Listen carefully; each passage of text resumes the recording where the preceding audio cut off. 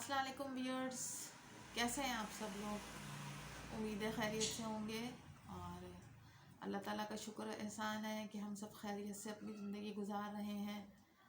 اور آپ لوگوں سے بھی یہ استدعاء درخواست ہے کہ میرے لیے دعا کیا کریں، اپنے ملک کے لیے دعا کیا کریں۔ ملک کہاں سے کہاں پہنچ گیا ہے، اس کے لیے دعا کریں گے آپ تو یقیناً قبول ہوگی۔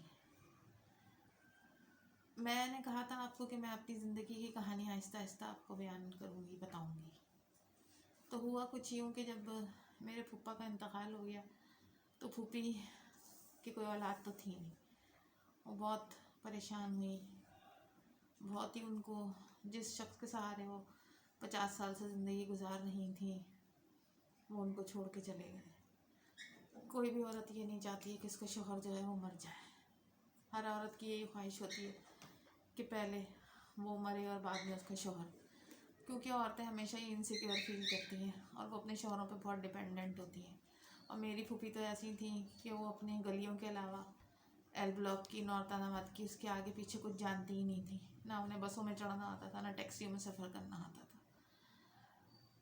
تو پھر یہ ہوا کہ پھوپھی بہت پریشان تھی، اور اس سے زیادہ پریشانی کا وقت یہ ان پہ آیا کہ ان کے سسرال والوں نے ان کے اوپر مقدمہ کر دیا کہ جس گھر میں وہ رہتی ہیں اس کو بیچ کے حصے دو، ہمیں ہمارا حق دو۔ ان کے آگے پیچھے کوئی نہیں تھا۔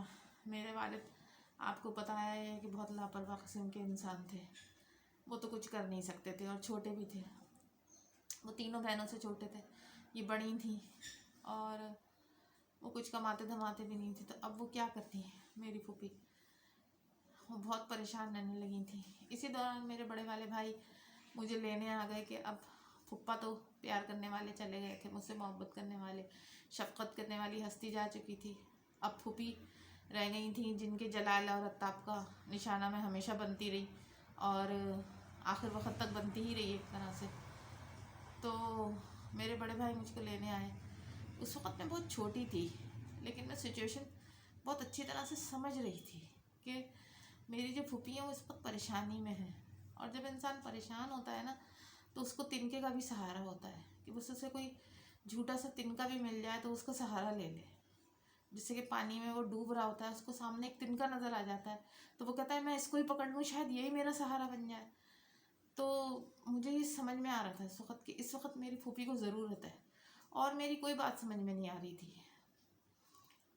نتیجہ یہ ہوا کہ میں نے اپنے بڑے بھائی سے کہا کہ میں نہیں جاؤں گی، آپ مجھے لینے نہیں آئے اب، اور میں یہیں رہوں گی جہاں میں رہتی چلی آئی ہوں۔ اور میں اپنی پھوپھی کی تکلیف کو محسوس کر رہی تھی بہت زیادہ شدت سے۔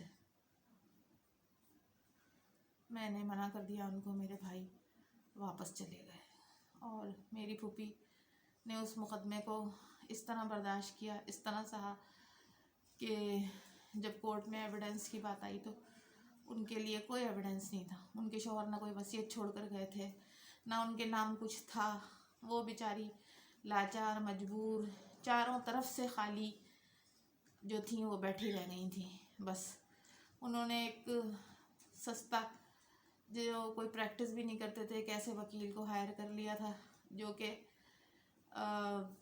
کوئی پریکٹس ان کی نہیں تھی، اور کوئی بہت نامی گرامی منجھے ہوئے وکیل نہیں تھے وہ۔ لیکن جب وہ اللہ کسی کا وکیل بن جاتا ہے نا تو اس کو پھر کسی نامی گرامی وکیل کی کسی چیز کی ضرورت نہیں رہتی ہے۔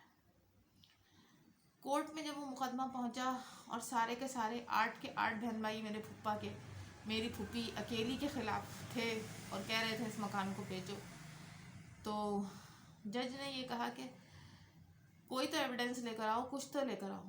ایک پرانے صفحے پہ میرے پھپھا نے لکھا ہوا تھا کہ میری بیوی جب تک زندہ رہے گی وہ اسی گھر میں رہے گی، اس کو تنگ نہ کیا جائے، کچھ اس قسم کی عبارت تھی، مجھے صحیح سے یاد نہیں ہے کیونکہ ظاہر ہے بچوں سے کون شیئر کرتا ہے اس طرح کی باتیں۔ لیکن جب وہ وکیل نے وہ دیکھا اس زمانے کے جج بھی کیسے ہوتے تھے، وکیل بھی کیسے ہوتے تھے، اس نے کہا تم لوگوں کو شرم نہیں آتی ہے؟ تم ایک ایسی 60 سال کی 62 سال کی عورت کو اس وقت پریشان کر رہے ہو، اس کو گھر سے نکالنے پہ تلے ہوئے ہو، جس کی نہ اولاد ہے، نہ کوئی کمانے والا ہے، نہ کوئی کھلانے والا ہے۔ اس عورت نے اپنے گیٹ کے باہر کی گلیوں کے علاوہ کوئی ایریا ہی نہیں دیکھا ہوا تھا، وہ بیچاری تو میرے ابا کے گھر تک نہیں آ سکتی تھیں بیٹھ کے، رکشہ میں، ٹیکسی میں، بس میں، کچھ بھی نہیں۔ اس نے کہا مقدمہ ختم کرتا ہوں، آئندہ زندگی بھر ان کو پریشان کیا تو پھر دیکھنا۔ دوبارہ یہ کیس کھولنے کی ضرورت نہیں ہے. جو یہ مقدمے کا فیصلہ سن کے جو دیور صاحب تھے بہت ضعیف تھے، سب کی اولادیں جوان تھیں، سب اپنے آرام سے کھا پی رہے تھے، اور جنہوں نے سب سے زیادہ مقدمے میں لیڈ کردار ادا کیا تھا وہ تو سعودی عرب میں شاہ کے ڈاکٹر تھے، یعنی کہ اس وقت کے فرما رواں کے خاص الخاص سرجن ڈاکٹر تھے. انہوں نے کیا تھا یہ جو کہ پیسے میں کھیل رہے تھے. بس نیت جو ہوتی ہے نا وہ انسان کو بہت خوار کر دیتی ہے. اور پھر میری پھوپھی نے باقی تمام زندگی مرتے دم تک اپنے اسی شوہر کے گھر میں گزارے. وہیں سے ان کا جنازہ نکلا، بڑی عزت کے ساتھ، بہت وقار کے ساتھ انہوں نے اپنی زندگی گزاری. اور پھر یہ قصہ اس طرح تمام ہوا.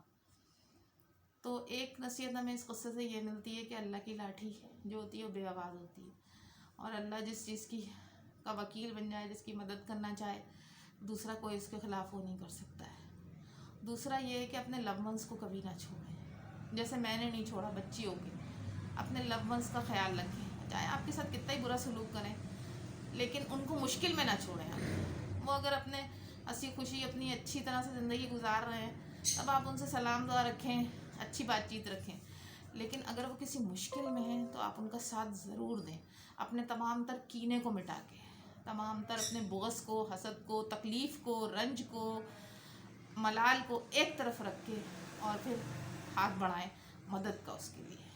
ٹھیک ہے، آج کے لیے اتنا ہی کافی. دعا میں یاد رکھیے گا. اللہ حافظ.